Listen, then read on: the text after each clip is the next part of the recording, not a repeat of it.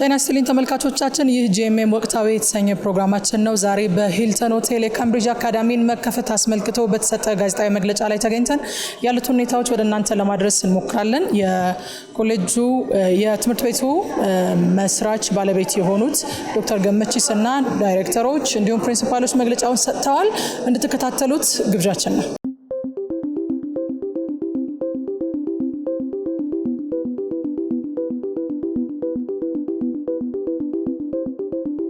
ስለመጣችሁ እጅግ በጣም አመሰግናለሁ። አዲስ በተመሰረተው በካምብሪጅ አካዳሚ የብሪቲሽ ኢንተርናሽናል ስኩል ስም በጣም ላመሰግናችሁ ፈልጋለሁ። ይህንን ትምህርት ቤት ባጭሩ ኢንትሮዲዩስ እናደርገዋለን። ከግራና ከቀኜ ዳይሬክተሮቹ ናቸው ያሉት። ትምህርት ቤቱ በኔ ነው የተመሰረተው። እኔ መሰረትኩት ትምህርት ቤት ነው። የኔ ትምህርት ቤት ነው። ለሀገራችን ካለኝ የትምህርት ጉጉት ትምህርት ለሀገራችን ሊያመጣው የሚችለውን ለውጥ እንዲሁም ደግሞ ሊያበረክተው የሚችለውን ለውጥ በማሰብ መጪው ትውልድ ከኢትዮጵያ ድንበሮች አልፎ በአፍሪካ እንዲሁም ደግሞ በመላው ዓለም ተወዳዳሪ እንዲሆን በጣም በርካታ ፕሮፌሰሮች በመላው ዓለም የዩኒቨርሲቲዎች ተበታትነው እንዲያስተምሩ ተወዳዳሪዎች እንዲሆኑ ለሀገራችን እድል ለመክፈት ይህንን የካምብሪጅ አካዳሚን ስንከፍት እጅግ በጣም ከፍተኛ ደስታ ይሰማኛል። ይህንንም ለማድረግ ብቻችንን እንዳንሰራው ትምህርት ቤቱን ከመሰረትነው በኋላ ብዙ አቅም ካፈሰስንበት በኋላ ብዙ ጊዜ ከፈጀንበት በኋላ ያንን ማኔጅ እንዲያደርግ SSAT የሚባል ካምፓኒ ከኢንግላንድ በማምጣት የዛ ካምፓኒ ከኛ ጋራ እንዲሰራና ትምህርት ቤቱን ማኔጅ እንዲያደርገው አብረን ለመስራት ተስማምተናል። ትምህርት ቤቱ ምዝገባውን አሁን ጀምሯል። ቀሪ መግለጫዎችና ማብራሪያዎችን እንሰጣለን። በጣም ትልቅ አክብሮት አለን ሁላችሁ ስለመጣችሁ። ይሄ ለሀገራችን ለኢትዮጵያ እንዲሁም ደግሞ ለአፍሪካ ትልቅ እድል የሚሆን ትምህርት ቤት ነው። ኢትዮጵያ እንዲሁም አዲስ አበባ የአፍሪካ መቀመጫ እንደመሆኗ ይህ ትምህርት ቤት ለኢትዮጵያውያን ብቻ ሳይሆን ለመላው ዓለም citizens of the world የሚማሩበት ትምህርት ቤት እንደሚሆን ተስፋ በማድረግ ነው የምንጀምረው። So I would like to introduce my brothers and sister, Mr. David, who is going to be the director of Cambridge Academy, and Mr. John, the principal, and Mrs. Dennis, also the principal of the school. She's going to be the principal of the elementary and also the kindergarten, and Mr. John is going to be the principal of the middle school, while Mr. David is going to be the director, the executive director of the entire school operation. I participate as the owner of the school, contributing this great institution and investment for the advancement of Ethiopia and for the advancement of Africa. So I would like to give this opportunity to Mr. David to have some detailed explanation of what the school consists and brings into the academic space of Ethiopia. Thank you, Doctor.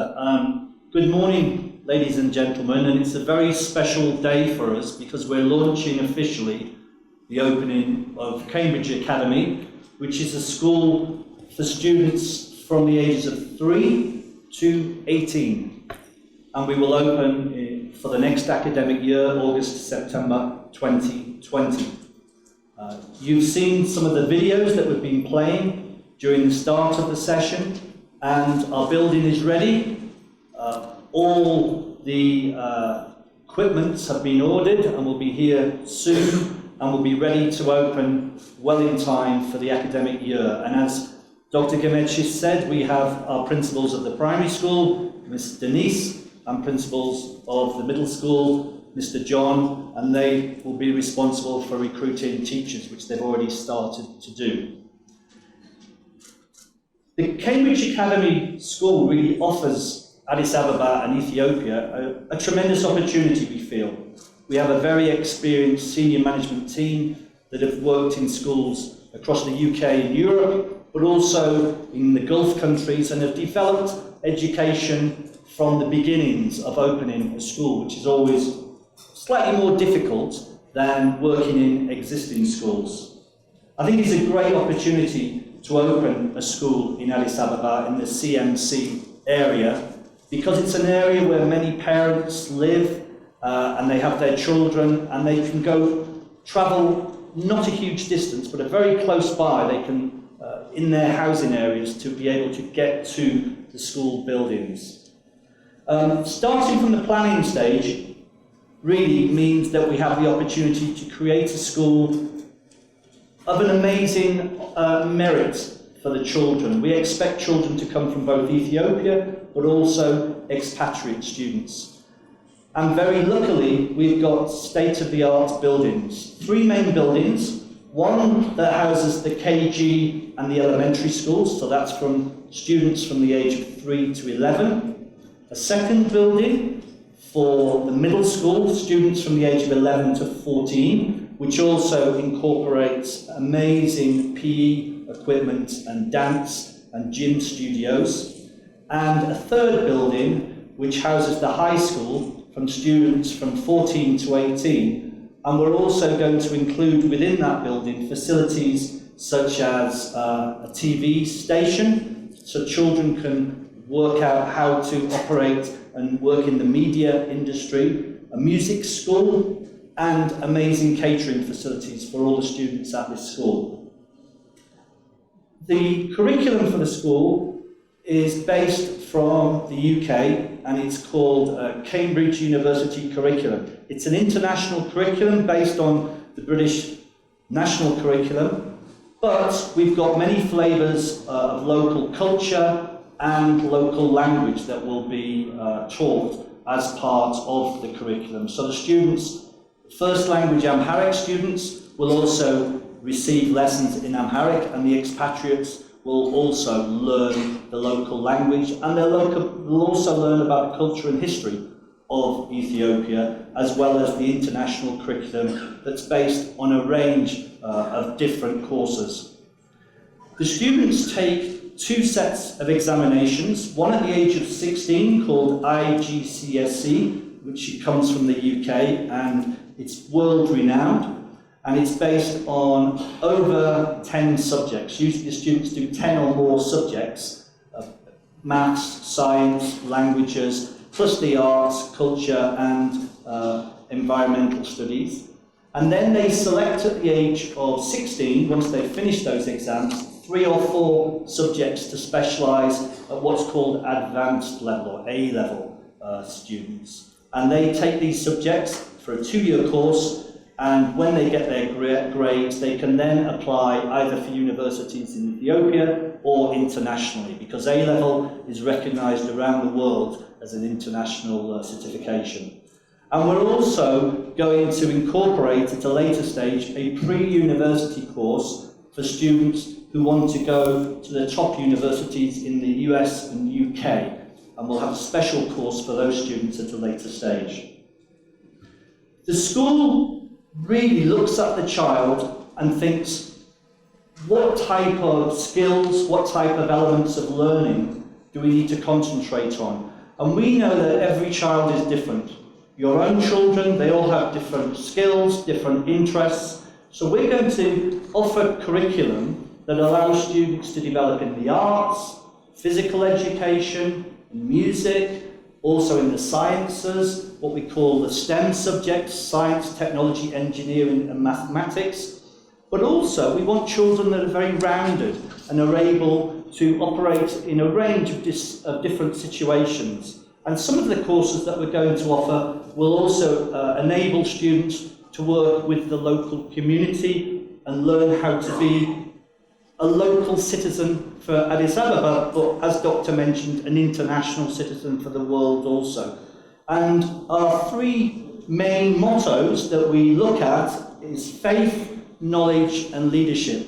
We want students to have faith in themselves, faith in their education, and faith in others. We want them to attain the knowledge that's required for them to be the entrepreneurs of the future.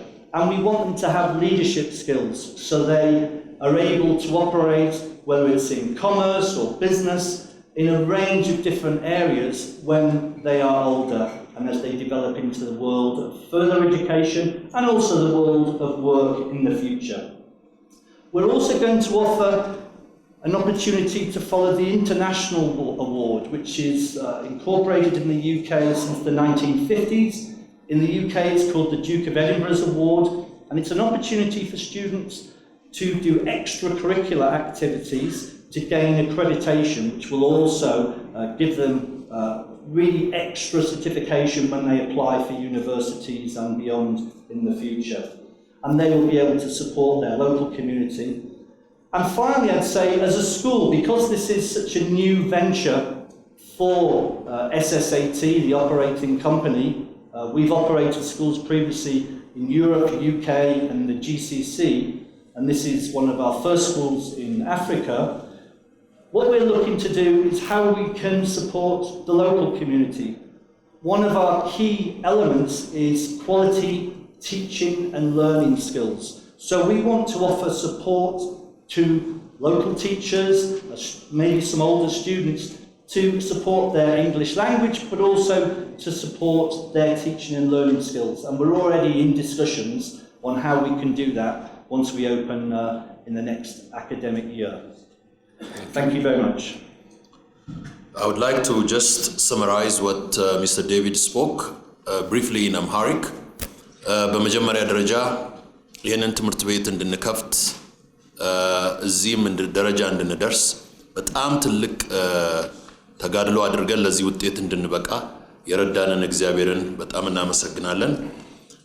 ከዛ ቀጥሎ ትምህርት ቤታችን ተማሪዎችን ከ3 ዓመት ዕድሜ እስከ 18 ዓመት ያሉትን ተቀብሎ ነው የሚያስተምረው። 3 ዓመት ዕድሜ እስከ 18 ያ ማለት ከኬጂ እኛ ኤፍኤስ ነው የምንለው ፋውንዴሽን ስታንዳርድ or foundational school ከዛ ጀምሮ ከኬጂ አንስቶ እስከ 12ኛ ክፍል ነው።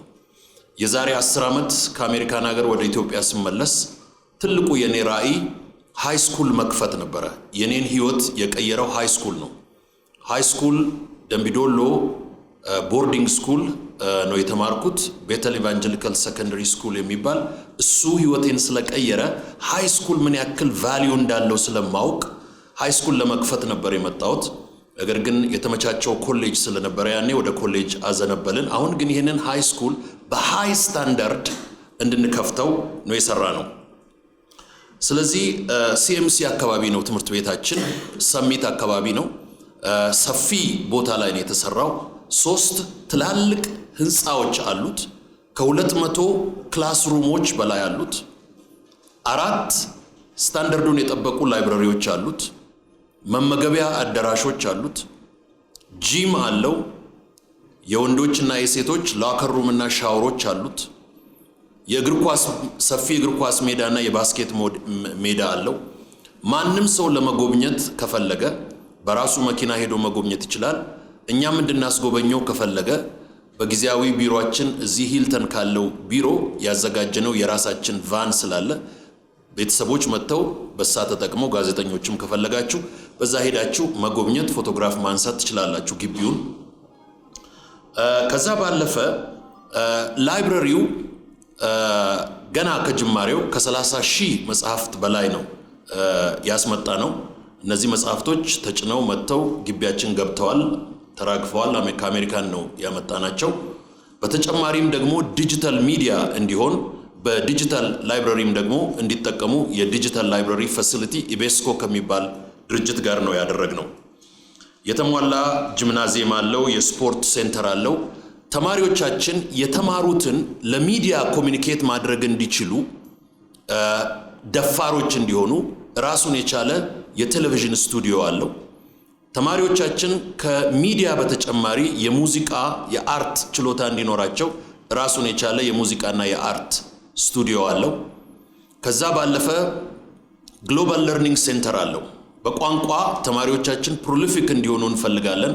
በአማርኛ፣ በአፋን ኦሮሞ፣ በአገራችን ቋንቋዎች እንዲሁም ደግሞ በአረብኛ፣ ፈረንሳይኛ፣ እንግሊዘኛ እንዲማሩም ደግሞ እንፈልጋለን። እነዚህ አረብኛ ከአረቡ ሀገር ጋራ እንግሊዘኛ የታወቀ ነው፣ ፈረንሳይኛም የታወቀ ነው። ተማሪዎቻችን እንዲማሩ ስለምንፈልግ ግሎባል ለርኒንግ ሴንተር አለ የላንጉዌጅ። ይሄ ከኛም ትምህርት ቤት አልፎ ለኮሚኒቲው ለመስጠት ከመንግስት ተቋማት ጋራ ግንኙነት እያደረግን ነው፣ እየተጠየቅን ነው። እነሱንም እንረዳለን ማለት ነው በዊኬንዶች እና በተለያዩ ጊዜዎች። ለስፖርት የተለየ ትኩረት እንሰጣለን። ተማሪዎቻችን የአካል ብቃት እንዲኖራቸው፣ ንቃት እንዲኖራቸው እናደርጋለን። ይሄ ካምብሪጅ አካዳሚ ለዚህ ትውልድ ብቻ ሳይሆን ከትውልድ እስከ ትውልድ እንዲተላለፍ ዲዛይን የተደረገ ነው። ይሄ ጥለነው የምንሄደው ለትውልዶች የሚሆን ለኢትዮጵያ ያቀረብነው ገጸ በረከት ነው። ኢትዮጵያ የዓለም አቀፍ የአፍሪካ ሴንተር እንደመሆኗ ማንኛውም ዲፕሎማት ሆነ ኤክስፓትሪየት ሆነ ኢንቨስተር ሆነ ወደዚህ ሀገር ሲመጣ ልጆችን የት አስተምራለሁ ብሎ እንዳይጨነቅ የሚያደርግ ያንን ጥያቄ የሚመልስ ነው ማለት ነው። በዛ አይነት ስታንዳርድ ያሉ ትምህርት ቤቶችን መክፈት እንቀጥላለን።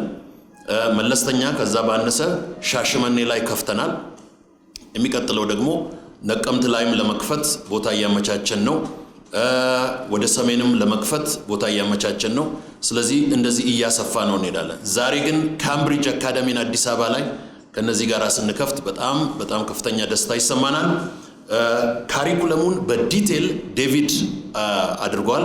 እንግዲህ አንዳንድ ጊዜ ሰዎች ለምንድን ነው የካምብሪጅ ካሪኩለም ያደረጋችሁት የተባለው? ካምብሪጅ ካሪኩለም በምንልበት ጊዜ ነሰሰርሊ የእንግሊዞችን ታሪክ፣ የእንግሊዞችን ጂኦግራፊ፣ የእንግሊዞችን ኢኮኖሚክስ ለማስተማር ሳይሆን ቤዚክ ኢንተርናሽናል ፍሬምወርኩን ተጠቅመን ለሀገራችን ደግሞ ለምርምር ብቁ የሆኑ ተማሪዎችን ለማፍራት ስለምንፈልግ ነው። በዚህ መልኩ የተዘጋጀ ትምህርት ቤት ነው። ይህንን ትምህርት ቤት ለኢትዮጵያ ዛሬ እንደ ገጸ በረከት ያበረከት ነው። በሀገራችን የተለያዩ ኢንተርናሽናል ትምህርት ቤቶች አሉ። ዋጋቸውን ማየት ትችላላችሁ ምን ያክል ውድ እንደሆኑ። እኛ አሉ ከተባሉ ተወዳዳሪነት ካለው ስታንዳርድ ነው የኛ የትምህርት ቤቱ ኳሊቲ። ፋሲሊቲውን ሄዳችሁ እንድትጎበኙ ነው የምንፈልገው። ማየት ማመን ነው እንደሚባል በአይናችሁ የተመቸ መኪና አለ፣ ከፈለጋችሁ ሄዳችሁ ማየት ትችላላችሁ። ይሄንን ዜና የሚሰሙ ሁላቸው ሄደው እንዲያዩ ማበረታታት እንፈልጋለን። ያንን ሲያዩ ሞር ደስተኛ እንደሚሆኑ እምነት አለን። ወደፊት ደግሞ ሞር እነዚህ ማስታወቂያዎችም እንደሚሄዱ ተስፋ አደርጋለሁ። ከዚህ በኋላ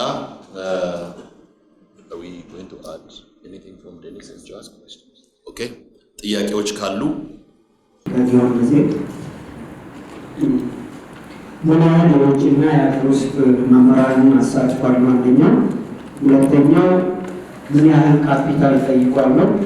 ሶስተኛው ከሌሎች ደረጃቸውን ከጠበቁ ትምህርት ቤቶች በምን ይለያል ነው። አብዛኛውን ጊዜ ደግሞ ትምህርት ቤቶች በሀገራችን ውስጥ ሲከፈቱ የውጭ ስሞችን ነው ታሳቢ የሚያደርጉትና ይሄንን እንዴት አያችሁት ነው? አመሰግናለሁ። በመጀመሪያ ለትውልድ ይበጃል የሚሉትን ነገር ለማበረከት ዘውትር ለሚተጉት ለዶክተር ገመቺስ ደስታ ያለኝን ጥልቅ አክብሮት ለመግለጽ እወዳለሁ። በመቀጠል መጠየቅ የምፈልገው ካምብሪጅ እንግሊዝ ሀገር ላይ የሚገኘው ዩኒቨርሲቲ በጣም ስመጥር ዩኒቨርሲቲ ነው። ምናልባት ከ1209 ጀምሮ በዓለም አቀፍ ደረጃ የሚታወቅ ረጅም ሴንቸሪ ያስቆጠረ ዩኒቨርሲቲ ነው። እዚህ እንዳለው ብቻ ሳይሆን ከ26 ሚሊዮን በላይ መጽሐፍት ያሉት፣ ከ100 በላይ ላይብረሪዎች ያሉት በጣም ዛሬ ድረስ እኔም በትውልድ የተደነቁባቸው ምሁራንን ያበረከተ ዩኒቨርሲቲ ነው እንግሊዝ ሀገር የሚገኘው ካምብሪጅ ዩኒቨርሲቲ። እንደነ ስቴቨን ሃውኪንግ ያሉ ትልልቅ ምሁራንን ያበረከተ፣ ሌላም አልፎን ፎርመር ፕራይም ሚኒስተር የነበሩት የህንድ እንደነ ራጂቭ ጋንዲ ያሉትን ያበረከተ ትምህርት ቤት ነው፣ ዩኒቨርሲቲ ነው እዛ ያለው ዩኒቨርሲቲ እና ከዛም አልፎ ቻርለስ ዳርዊንን ብዙዎችን መጥቀስ እንችላለን እና አይዛክ ኒውተንን ያበረከተ ትልቅ ትምህርት ቤት ነው እና ከዛ አንጻር ካሪኩለሙ ላይ ነው ጥያቄ ማንሳት የሚፈልገው። መቼም አንዱ ካሪኩለም ሲቀረጽ ብዙ ነገሮችን ማዕከል አድርጎ ነው የሚቀርጸውና ያ ስርዓተ ትምህርት ወደ ሀገራችን ሲመጣ ከሌሎች ይልቅ ይጠቅማል ብላችሁ የመረጣችሁበት ምክንያት ምንድን ነው? ከዛ ውጪ ምንድን ነው ከሌሎች ዩኒቨርሲቲዎች ልዩ የሚያደርገው? What makes this curriculum from other universities curriculum? That's what I want to ask. Thank you very much. The founders of the children from the age of 3 to 13 years, any children between the age of 3 to 13 that join our school in this next academic year when we first open, we're going to give them special discounts for their first enrolment, because those are students that really are looking at the buildings, listening to what the principals and the owner of the school, and they like the type of curriculum that we're going to offer them, and they're willing, even though the school has never opened before, it's our first year, they're willing to come on board and believe and trust in what we are offering them. So there will be a founder's fee, which is a discounted fee, but we'll also, on a regular basis, look at scholarships. The second question, I think there was 2 questions about the Cambridge name, and it was great to hear the gentleman talk about Cambridge University, and I think most of us have heard of Cambridge University. It's one of the top universities globally.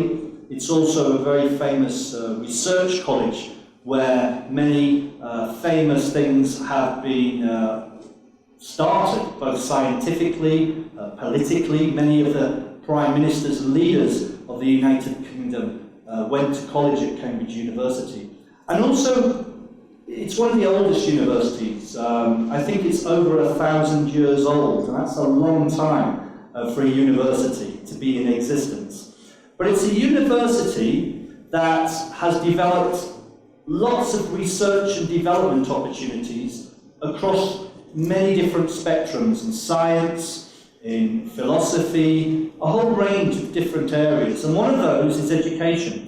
And they developed many years ago a system of education based on the UK national curriculum that's over 30 years old now. And they based this and work with a group called Cambridge University Press, which is the publishing company, to produce this amazing curriculum. And the curriculum itself is amazing because it allows children both to learn from books, but also to learn from doing activities in the classroom, from working with their peers, from working with their teachers, and to learn at their own level. So we feel very honoured to be partnered with the Cambridge group. Their manager for Africa came to visit us 2 weeks ago, and she said this was one of the best buildings in East Africa for new education. And they will come from September, once we open, August and September, with their school inspectors from Cambridge. They will inspect the education that is happening in the classrooms, and they will then give us an accreditation based on the excellent education that they will no doubt see in the classroom. So we're very honoured to be working with Cambridge. It's a great name, but it's a name that we have worked with, all of us have worked with previously in schools around the world, and it offers children the very best opportunities. Thank you very much, Mr. David. አሁን እንደተባለው ስኮላርሺፕ እንሰጣለን። የኛ ራዕይ በተቻለን ሁሉ ሀገራችንን መርዳት ነው፣ ኢትዮጵያን መርዳት ነው። ኢትዮጵያን ከድህነት ለማውጣት በሚደረገው ርብርብ ውስጥ ደግሞ ስራ ውስጥ ደግሞ እኛም የራሳችንን አስተዋጽኦ መስጠት ነው። ስኮላርሺፕ ስንሰጥ ግን የራሱ የሆነ ክራይቴሪያ አለው፣ የራሱ የሆነ ውድድር አለው፣ የራሱ የሆነ ስርዓት ይኖረዋል። ከዛ ባለፈ ግን የመጀመሪያው አመት ተመዝጋቢዎች 2020 ላይ የሚመዘገቡ ፋውንደርስ ነው የሚባሉት። ለነሱ ስፔሻል ዲስካውንት አለ። ከ2021 ጀምሮ ዲስካውንቱ አይኖርም። ከ2020 ላይ በዚህ አመት ለሚመዘገቡ ግን ፋውንደርስ ስለሚባሉ ለነሱ የሚሰጥ የትምህርት ዲስካውንት አለ። ከዛ ባለፈ ለምንድነው ካምብሪጅ የሚባለውን ስም የተጠቀማችሁት ለተባለው ቅድም ወንድሜ ዘርዝሮታል። ካምብሪጅ የዩኒቨርሲቲም ስም ነው፣ የከተማም ስም ነው። ካሪኩለሙንም የምንጠቀመው እሱን ነው። ትምህርት ቤት ነን። ተማሪዎቻችን እኛ ጋር የሚማሩ ተማሪዎቻችን ከማንኛውም አገር ጋር ተወዳድረው አሸናፊ እንዲሆኑ ለመስራት ነው። የኔ ራዕይ ሃርቫርድ ላይ፣ ካምብሪጅ ላይ፣ ኦክስፎርድ ላይ የኛ ተማሪዎች እንዲወዳደሩና እንዲያስተምሩ ነው። ያንኑ ኳሊቲ ኢትዮጵያ ላይ እንዲያመጡ ነው። የኢትዮጵያን ከፍታ የኢትዮጵያን ልቀት ለማየት ስለምንፈልግ ነው። ምን ያክል ካፒታል ፈጀ እስካሁን ለሚለው ግማሽ ቢሊዮን ደርሰናል። ወደ 500 ሚሊዮን ነው የፈጀው እስካሁን እና በዚህ ወደ ስራ እንገባለን ብለን ነው። ስለዚህ እጅግ በጣም ግዙፍ ካፒታል ነው በትምህርት ላይ ያፈሰስ ነው። ይሄ ካፒታል ፈሶ ነው ትምህርት ቤቱ እዚህ ደረጃ የደረሰው። ምን ያክል አስተማሪዎች ከሀገር ውስጥ ከሀገር ውጭ ያለ የተባለው 37 ነው አሁን ካልኩሌትድ የሆነው 30 ከውጭ 70% ከሀገር ከኢትዮጵያ 30% አሁን እዚህ የምታዩቸው ዳይሬክተሩ ከእንግሊዝ ሀገር ነው። ዴቪድ ከእንግሊዝ ሀገር ነው። ሚስተር ጆን እና ዴኒስ ከአየርላንድ ናቸው። ሌሎችም የሚመጡ አሉ ከተለያዩ ሀገራት፣ ግን በርካታ አስተማሪዎች የሚመጡት ከእንግሊዝ ሀገር ነው እና 70% ደግሞ አስተማሪዎች ከኢትዮጵያ ነው። ይሄ ወደፊት አቅማችንን እያዳበርን 100% ኢትዮጵያውያን እንደሚሆኑ ተስፋ አደርጋለሁ። ነገር ግን አሁን ስንጀምር 37% በሚለው ሬሽዮ ነው እየሄድን ያለ ነው። ኤክስፓትሪየት ቪዛም ፕሮሰስ እያደረግን ያለ ነው። በዛው ሁኔታ ነው ያለው። ይሄ ትምህርት ቤት ለሀገራችን ትልቅ አቅም እንደሚሆን ቅድም የተባሉትን አይነት ህንድን የቀየሩ፣ ሳውዝ አፍሪካን የቀየሩ፣ ዩሮፕን የቀየሩ ሰዎች የተማሩ ሰዎች ናቸው። ዛሬ ሌሊት አውሮፕላን ላይ የማነበው መጽሐፍ ነበር፣ ዋይ ኔሽንስ ፌል የሚል መጽሐፍ። 30 በጣም ያደጉ ከፍታ ላይ የደረሱ ሀገሮችና 30 በጣም ድሃ ሀገሮች ከሚባሉ ሀገሮች ኮምፔር በሚያደርግበት ጊዜ ዋነኛው የልዩነታቸው መሰረት ነዳጅ አይደለም፣ የህዝብ ብዛት አይደለም፣ ጂኦግራፊ አይደለም። የልዩነታቸው መሰረት ትምህርት ነው፣ ኤጁኬሽን ነው። እና እጅግ በጣም የተማሩ ሃይ ኳሊቲ ኤጁኬሽን ያላቸው ሀገሮች ዲሞክራሲንም ኢኮኖሚንም ለመለወጥ ትልቅ እድል አላቸው። የትምህርት ደረጃው ደግሞ እጅግ በጣም ዝቅተኛ የሆነ ሀገሩንም ለመለወጥ ራሱንም ለመለወጥ እንደዚሁ የደከመ ነው የሚሆነው። ይሄ ካምብሪጅ አካዳሚ የኢትዮጵያን ፊውቸር ለመቀየር ትልቅ አስተዋጽኦ ያደርጋል ብለን ነው። ሀገራችን ውስጥ ካሉ ኢንተርናሽናል ስኩሎች እጅግ ዝቅ ባለ ዋጋ ለኢትዮጵያውያን አቅም እንዲሆን አድርገን እየተጣጣርን ያለንበት ምክንያት ራሳችንም እነዚህን አስተማሪዎች ለመክፈል እንድንችል፣ ፋይናንሳችንንም ለመክፈል እንድንችል፣ ሁሉን ነገር ለማድረግ ስኩሉን ራን ለማድረግ እንድንችል በሚያስችለን መጠን አስከፍለን ብቻ ወደፊት ለመሄድ የምናስበው ያንን ኮንትሪቢዩሽን ለማድረግ ነው። እኔ ከኢትዮጵያ ያገኘው ትልቅ ውለታ እናቴ በድህነቷ ስላስተማረችኝ ነው። አባቴ እስር ቤት ሆኖ በጣም ውድ የሚባል ትምህርት ቤት ነው ያኔ ቦርዲንግ ስኩል ደምቢዶሎ ወስዳ አስተማረችኝ። ተርፏት አይደለም፣ ኖሯት አይደለም፣ ተጣጥራ ተቸግራ አስተማረችኝ። ህይወቴን ለወጠው። እኔም ለሀገሬ እንድተርፍ፣ ለቤተሰቤ ለሀገሬ እንድተርፍ አደረገ። ዛሬም ያሉ የኢትዮጵያ እናቶች፣ የኢትዮጵያ ቤተሰቦች በዚህ ትምህርት ቤት ውስጥ ተጣጥረው ልጆቻቸውን አስተምረው ለቁም ነገር ለሀገርና ለዓለም እንዲያበቁ ጥሪ ያደርጋለሁ። ካምብሪጅ አካዳሚ እንግዲህ አሁን ተከፍቷል። ጊዜያዊ ቢሮ እዚህ ሂልተን ሆቴል አለው። መመዝገብ ለሚፈልጉ ሁሉ፣ መጎብኘት ለሚፈልጉ መኪናው ሬዲ ነው። በቀን 2 ጊዜ እየወሰድን እናስጎበኛለን። ግቢያችን ክፍት ነው። ዳይሬክተሮቻችን ኦልሬዲ መጥተዋል። እዚህ ነው የሚኖሩት። ጆን እና ዴኒስ ከአየርላንድ ደብሊን ነው የመጡት። እሱ ደግሞ ከለንደን ኢንግላንድ ነው የመጡት። እዚህ ነው የሚኖሩት። ነዋሪነታቸው ወደዚህ ቀይረዋል። ትምህርት ቤታችንን ጀምረናል ምዝገባውን። ሌሎች ሰራተኞችንም ሪክሩት እያደረጉ እየቀጠሩ ይሄዳሉ።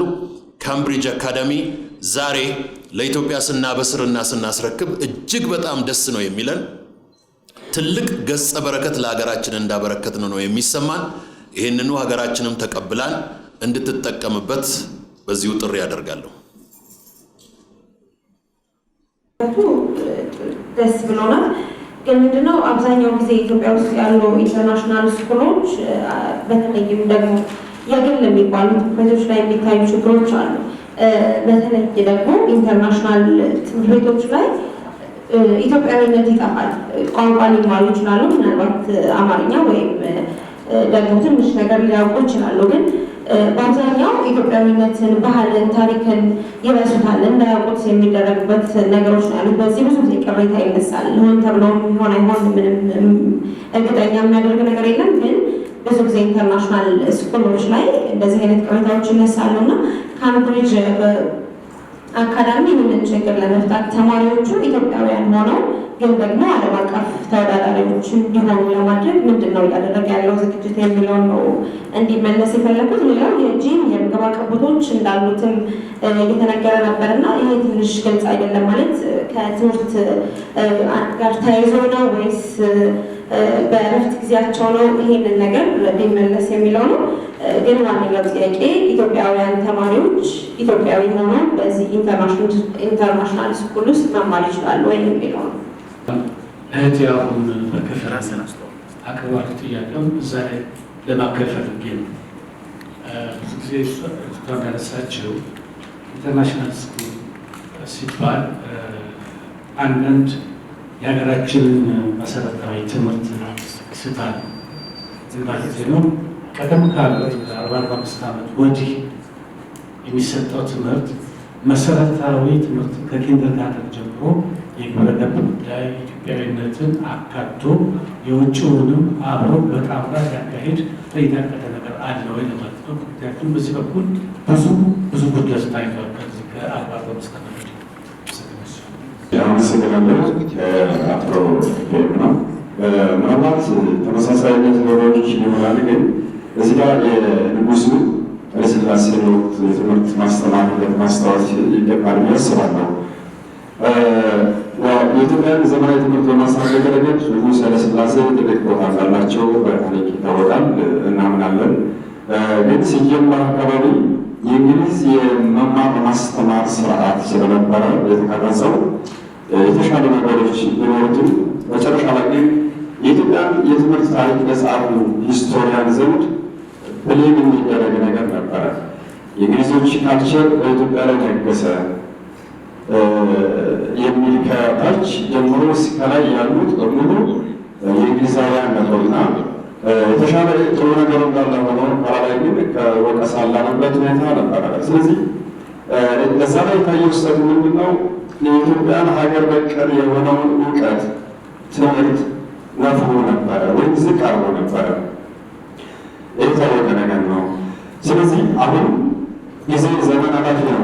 ከታሪክ በትውልድ ተጠያቂነት ለመዳን በሚያስችል መልኩ ኢትዮጵያዊነትን የሚያከብር የሚያነግስ አገር በቀል እውቀትን ክብር በሚሰጥ መልኩ ካሪኩለሙ ተቀርጿል ወይ ለማለት ነው። እግዚአብሔር ይስጥልን። አጠር አድርገን እንመልሳለን የእናንተንም ጊዜ ስለምናስተውል። Mr. David is going to speak on the curriculum issue and particularly on the continuation of our academic delivery from high school to college. What is our vision? What is our strategy? We have a strategy and he's going to address that. In terms of student discipline, student behavior, Mr. John is going to address. And in terms of the kindergarten and the little kids or the little children, Ms. Dennis is going to respond to those questions. And the remaining Ethiopian identity, the British curriculum in relation to Ethiopian curriculum, I'll address those questions as I get the opportunity at the end as I wrap up. Thank you, Doctor. One interesting piece of information, when Denise, John and we've known each other for some time now, we were talking and we've worked in many different international schools, working on this style of education. Between us, we have over 100 years of experience in the field of education, and looking at us, you wouldn't believe that was the case, because obviously you look so young, but it's true. So we've developed this international British curriculum in many different countries, in many different types of schools, and it is very much a curriculum that works with children from all backgrounds, from all environments. Just because it has the word British does not mean it's purely a British curriculum, it's also an international curriculum. And back over nearly 30 years ago, the then new Prime Minister of the UK in 1997 made a very famous speech. And when he entered Downing Street on his first day, having been elected as the Prime Minister, Tony Blair was asked, "What are your 3 priorities now you are the Prime Minister of the United Kingdom?" And his answer was very simple: education, education, education. And that's our priorities for this school, to give the very best education for students initially from the ages of 3 to 18, which is school education as we know, but we have been planning to look at what happens beyond school education, after the age of 18.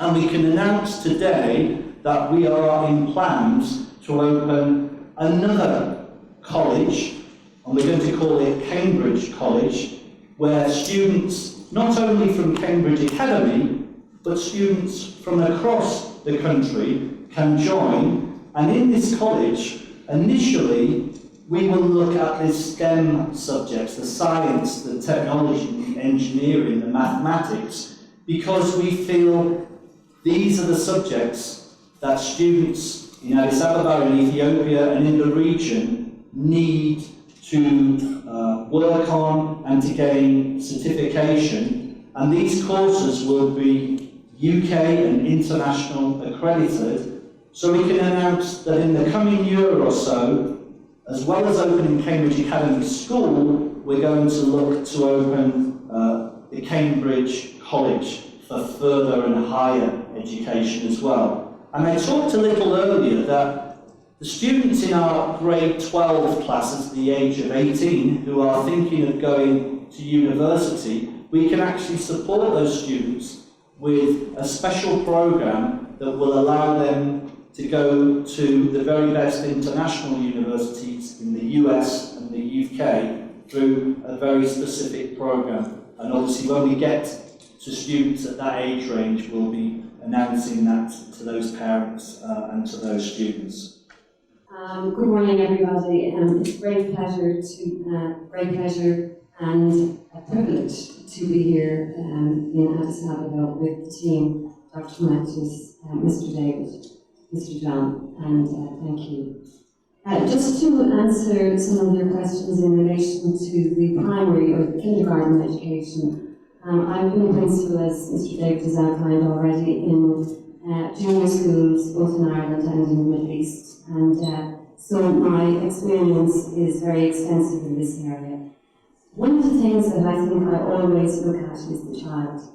And if a child is a happy child in an inclusive, stimulating environment, that child will learn. So this is what we are trying and will, please God, hopefully create in our new school, Cambridge Academy, here in Addis Ababa. The program, the curriculum, will be a child-centred one, with many opportunities to learn in a variety of different ways. We will look at the child, particularly the uniqueness of each child. This is very important. And so we'll develop a program, especially at the early years, for the children within each group. This will be done in a classroom-based setting of learning, in group situation, in pairs, and indeed also sometimes we will develop an individual education plan for a particular child with a unique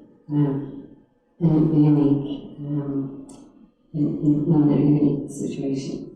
We will promote also for all children responsible social behaviour, helping students to relate successfully to each other. We would also like to promote a community within the school so that all children will feel part of this community and so develop within the school a family atmosphere. Because some people, especially for young children, may think the school is quite a large environment, but within each year group we will develop a family learning environment for the child, and we think this is very important, especially for the younger children.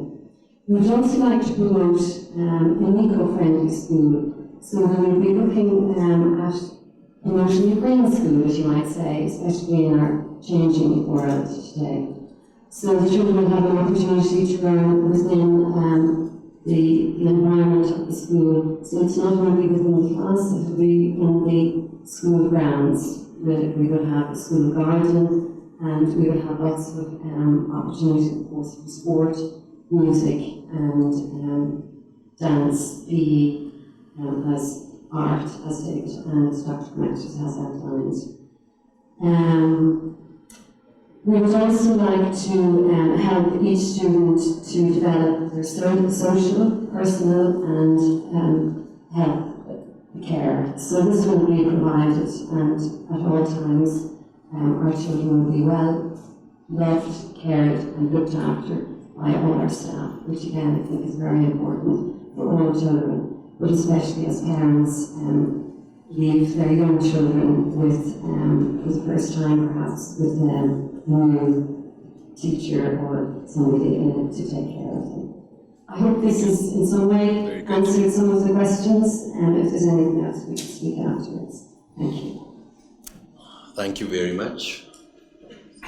የምንጠቀመው ካሪኩለም ነው። እንደምታውቁት ኢትዮጵያዊነት መስጠትና መቀበል ነው። ኢትዮጵያዊነት በአጥር ወይም በግንብ የታጠረ ማንነት አይደለም። እንደዛም ሆኖ ሊኖርና ሊቀጥል አይችልም። ኢትዮጵያዊነት የሚሰጠው ነገር አለው ከራሱ የሚቀበለውም ነገር አለው። አንዱ የምንቀበለው ነገር የሌሎች ሀገሮችን ተሞክሮች፣ ልምዶች እንዲሁም ደግሞ የምርምር ውጤቶች ነው። ይሄንን ካሪኩለም በምንቀበልበት ጊዜ የራሳችንንም ቀላቅለን ለማዳበር እንጂ የራሳችንን ለማጥፋት አይደለም። ዛሬ በአእምሮዬ ላይ ፍሬሽ ስለሆነ ነው How Nations Fail የሚለው መጽሐፍ። እዛ ላይ የመጀመሪያው ሲቪላይዜሽን ሲጀመር የመጀመሪያው የቴክኖሎጂ ኢንዱስትሪያል ሬቮሉሽንን ለማምጣት እንግሊዞች ናቸው። እንግሊዞች ያመጡት ሬቮሉሽን ቴክኖሎጂን ተጠቅሞ ግብርናን ወደ ኢንዱስትሪያላይዝ ከለወጡ በኋላ ያው ነው ወደ አሜሪካ ሄዶ አሜሪካን የለወጠው፣ ካናዳ ሄዶ የለወጠው፣ አውስትራሊያ ሄዶ የለወጠው፣ ያው ነው ብዙዎች ሀገሮችን የለወጠው። ዛሬም አሜሪካ ባላት ዓለምን ትለውጣለች፣ ኢትዮጵያም ባላት ትለውጣለች፣ ትለወጣለች። ስለዚህ የኛ ብቻ የምንለው ማንነት አለን። ነገር ግን ያ ማንነት በአጥርና በግንብ የታጠረ ሳይሆን የሚቀበልና የሚሰጥ መሆን አለበት። ዓለምን መቀላቀል፣ በዓለም ደረጃ መወዳደር፣ የዓለም ማህበረሰብ human family በምንልበት ጊዜ ድንበር አያውቀውም። human family ውስጥ ግን ደምቀን የምንታየው ራሳችንን በማንነታችንና በቋንቋችን በባህላችን ብቻ ሳይሆን የሌሎችንም አሸንፈን አውቀን ልቀን በልጠን ስንገኝ ነው። ለዚህ ነው ይሄ ካሪኩለም ለሀገራችን እጅግ በጣም ይጠቅማል ብለን የምናስበው። ያን በመናደርግበት ጊዜ የኢትዮጵያን ስርዓተ ትምህርት ፕሪክሉድ ያደርጋል ማለት አይደለም፣ እሱንም ያጠቃልላል። ከዛም የምንወስደው ተማሪዎቻችን ማትሪክ እንዲፈተኑ እንፈልጋለን። የኢትዮጵያን ስኩል ሊቪንግ ሰርቲፊኬት ኤግዛሚኔሽን ያንን ተፈትነው ቢፈልጉ የኢትዮጵያ ዩኒቨርሲቲ እንዲገቡ፣ አለበለዚያ ደግሞ እኛ የምንመሰርተው የራሳችን ኬምብሪጅ ኮሌጅ አለ። ከሚቀጥለው ዓመት ጀምሮ እሱም ይከፈታል። እዛም መቀላቀል ይችላሉ ወይም ወደ ውጭ ሀገር መሄድ ይችላሉ። በአጠቃላይ ይሄን ይመስላል። እህቴ ስለ ጂም ጠይቃኝ ነበረ። ያ የስፖርት ፋሲሊቲው በጣም ደረጃውን የጠበቀ እንዲሆን ነው የምንፈልገው። ተማሪዎቻችን ትምህርት ሰዓታቸው ላይ ቢፈልጉ የስፖርት ጊዜ እንዲኖሩ። ምክንያቱም የሰው ልጅ በመቀመጥ ብዙ አይማርም። ኦክሲጅን አእምሮአችን ውስጥ ከሌለ አእምሮአችን ትምህርትን አይቀበልም። ብዙ ስንቀመጥ ኦክሲጅን ከአእምሮአችን የኦክሲጅን ሌቭል ነው። የሰው አቴንሽን አስተማሪ ሲያስተምር መጽሐፍ ስናነብ አቴንሽን የሚኖረን በቂ ኦክሲጅን አእምሮአችን ውስጥ ካለ ነው። በቂ ኦክሲጅን አእምሮአችን ውስጥ እንዲኖር ደግሞ የአካል እንቅስቃሴ አስፈላጊ ነው። የአካል እንቅስቃሴ ደምን ወደ አእምሮአችን ያመጣል። ያ ኦክሲጅንን ወደ አእምሮአችን ያመጣል። ያ የአእምሮ ንቃት ይሰጣል ልጆች ከጧት እስከ ማታ የሚጫወቱበት ቦታ ከሌላቸው፣ የሚዘሉበት የሚሮጡበት ቦታ ከሌላቸው፣ የሰው ልጅ ለመቀመጥ አልተፈጠረም፣ ለመሮጥ ነው የተፈጠረው፣ ለመንቀሳቀስ ነው የተፈጠረው። ያንን ወስደን ሰብስበን ልጆችን ቁጭ ካደረግናቸው አይማሩም። ለዚህ ነው በጂም ላይ ፎከስ ያደረግነው። ለዚህ ነው ሰፊ ቦታ ሄዳችሁ ማየት ትችላላችሁ። ለጂም አስቀምጠናል። 7 ሻወር ለሴቶች፣ 7 ሻወር ለወንዶች፣ ልብስ የሚቀይሩበት ሎከር ሩሞች፣ እንዲሁም ዳንስ የሚለማመዱበት፣ ጂምናስቲክ የሚሰሩበት፣ ሩጫ የሚሮጡበት፣ እግር ኳስ የሚጫወቱበት ሰፊ ቦታ። ዋይ ልጆች በየመሃሉ እየወጡ ኤክሰርሳይዝ አድርገው መመለስ አለባቸው። ሞር ኦክሲጅን አምሯቸው ውስጥ ሲኖር ሞር አቴንሽን ስለሚሰጡ በዛ መልኩ ነው የተቀረጸው። ቅድም አንድ እህት ስለጠየቀች ነው እሱን በዚህ መልኩ እንወስደዋለን። በዚህ አጋጣሚ መላው የኢትዮጵያ ሚዲያዎች ከኛ ጋራ ይሄንን ኒውስ ይሄንን ገጸ በረከት ስናበረክት ይሄንን ለመቅረጽና ለመታደም ስለመጣችሁ አክብራችሁ እግዚአብሔር ያክብራችሁ። በጣም ነው የምናመሰግናችሁ።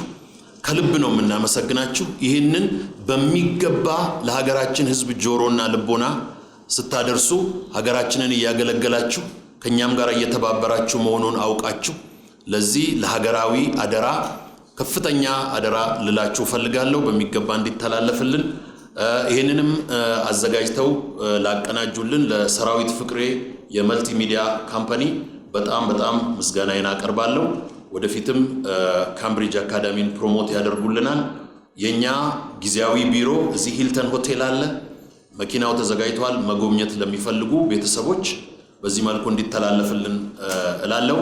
ዛሬ ማርች 2020 በኢትዮጵያ ካምብሪጅ አካዳሚን ለኢትዮጵያ እንደ ገጸ በረከት ስናበረክት ከፍተኛ ደስታ ይሰማናል። ቤተሰቦች በዚህ ተምረው ለወደፊት ደግሞ ታላላቅ ሰዎች ከዚህ ሲበቅሉ ማየት እንፈልጋለን። ከኬምብሪጅ ዩኒቨርሲቲ there are a lot of prime ministers who came from Cambridge University. Almost the majority of British prime ministers came from Cambridge University, and we hope the future leaders of Ethiopia will also emerge from this school. Thank you very much and God bless you. በሀገራችን ብዙ ኢንተርናሽናል ትምህርት ቤቶች አሉ። እስከዛሬ እያበረከትን ነው ብሎ የሚያስቡት አስተዋጽኦ አለ። ካምብሪጅ አካዳሚ ከዚህ በተለየ ለየት ያለ ነገር ይዞ መጥቷል የሚሉት ምንድን ነው? እንግዲህ ያው ለሀገር መልካም አስበው ጥሩ ትምህርት ቤቶች የከፈቱ ብዙ ሰዎች አሉ። እነሱን ነው የምንቀላቀለው። ግን አሁን አይደለም የተጀመረው። ይገርማል። ይሄ ሚሽነሪዎች ሲመጡ ጀምሮ ትምህርት ቤትን በመክፈት ነው የጀመሩት። አሁን እዚህ እህቶቼ የተማሩበት ቤቴል የአሜሪካን ሚሽን ስኩል አለ ጉለሌ። እኔ የተማርኩበት ደምቢዶሎ አድቬንቲስቶች የከፈቱት ብዙ ጥሩ ትምህርት የሜኖናይት ናዝሬት ነበረ፣ የመካነ ኢየሱስ ደብረ ዘይት ነበረ። ብዙ ጥሩ ትምህርት ቤቶች ነበሩ። እነዚህ በደርግ ጊዜ ብዙ ተዳከሙ። ከዛ ደግሞ ግለሰቦች ደግሞ ጀመሩ። እኛም በትልቅ ጉልበት ነው እሱን የምንቀላቀለው። ስለዚህ ትልቅ ስራ እንሰራለን ብለን ተስፋ እናደርጋለን።